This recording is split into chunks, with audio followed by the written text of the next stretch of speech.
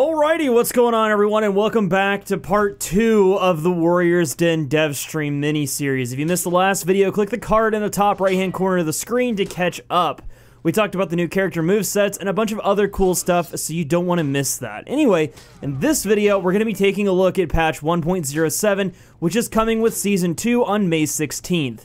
This patch will be available on all platforms at the same time. This is really exciting because for the first time in For Honor history, we're all going to be on the same version of the game on the same day. So yay, no more platform separation. Hopefully, they will continue to roll out patches like this moving forward. Anyway, moving on though, let's jump into some of the general things they're taking a look at in patch 1.07. Firstly, and thankfully, we're finally getting the option to control the dead zone on controllers. Keyboard and mouse users won't really benefit from this, but for people like me and people that play on consoles, this is a godsend of a change. What this will allow you to do is adjust the sensitivity of your right analog stick for switching guards.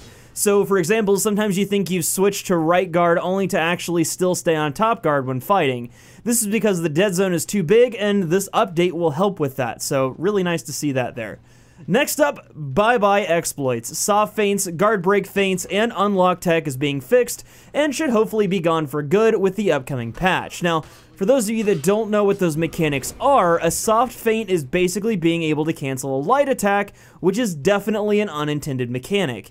A guard break feint is pretty much exactly what it sounds like as well. It lets you cancel a guard break into an attack, which was, in my opinion, seriously scummy. Now, that being said, from what Roman was talking about on the dev stream, they might be looking at adding these mechanics to the game later down the road as legitimate playstyle options.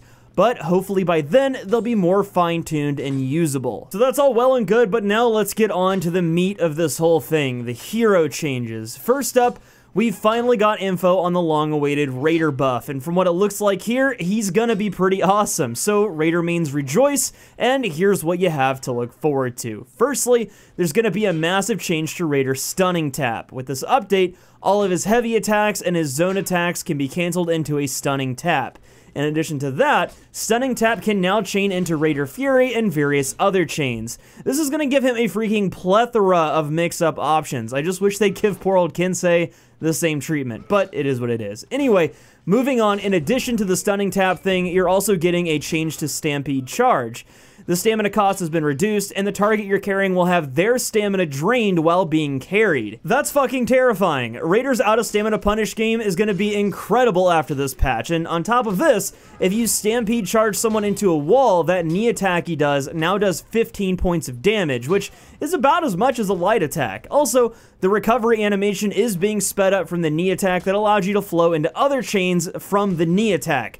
Jesus Christ. Raiders are going to be terrifying if anything on this paper is to be believed. But it's nice though, he definitely needed the love, and to round all this off, some of his attacks and chains are being given a small damage buff, and his stamina pool is being increased from 120 points to 130 points of stamina. So enjoy! Raider is finally truly going to be legendary. But on to the next. There's a few other characters getting a few tweaks here and there, so let's talk about those real quick. Peacekeeper is first up, as she pretty much always has been in every single patch we've seen for this game, and I swear, that character is the biggest freaking problem child. But anyway, her guard break stab is being looked at this time, and the damage values are being changed. Before patch 1.07, Peacekeeper stabs did 15, 12, and 9 damage respectively. After patch 1.07, it'll be changed so that they do 8, 8, and 16 damage respectively. This was changed according to the devs to create a more quote-unquote interesting trade-off. It's more damage over time if you connect all 3 stabs than in patch 1.06, but you can't connect a throw if you want to commit to that extra damage. But I'm pretty sure people are just now gonna go for all 3 stabs, but we'll have to see how it plays out. Getting 2 stabs and a wall splat, then a jumping lunge attack with a bleed follow-up is still a pretty solid punish, but we'll have to see what the PKs of patch 1.07 decide to do with that change.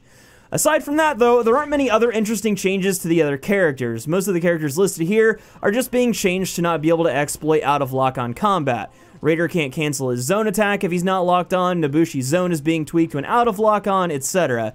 If you're interested in reading all of that, though, I'll leave the patch notes in the description below. In other news, though, on top of a few character tweaks, we're also getting some overall changes to the game as a whole. For example, salvage and steel costs for upgrading gear are being moved around a little bit. From what I understand, gear will cost less steel to upgrade, but more salvage. The steel change is great, but even with the increase of salvage costs, I think we'll still have tons of it lying around and not much to do with it. I hope that in the future there will be a better salvage use, but for now, I think this is at least a step in the right direction. But the last thing I wanted to mention is the change to elimination.